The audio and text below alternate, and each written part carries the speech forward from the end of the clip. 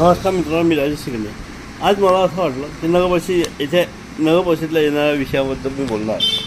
नगरपरिषदेमध्ये election लागलं, काँग्रेस पक्ष ticket देईल किंवा BJP देईल, लोकांना अनेक उमेदवार उभे होईल, शिवसेना देईल, अनेक पक्ष देईल.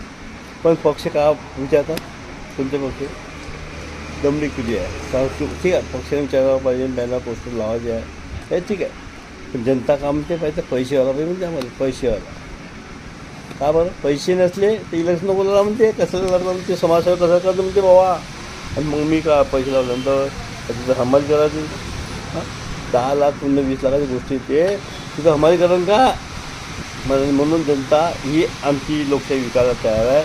पण आम्ही काय करू? जनतेला सांगणार की बाबा 200 रुपये दे, 10 रुपये दे, तर विचार निवडून येईल. चांगला आहे, जनतेला सांगायला समजून सांगण्यावाले 10 लोक पक्षाने द्यायला पाहिजे, BJPवाल्यांनी द्यायला पाहिजे, काँग्रेसवाल्यांनी द्यायला पाहिजे, तेव्हाच निवडून येऊ शकते. तर नाण्यता होऊ शकत नाही. की नमस्कार, जय जय.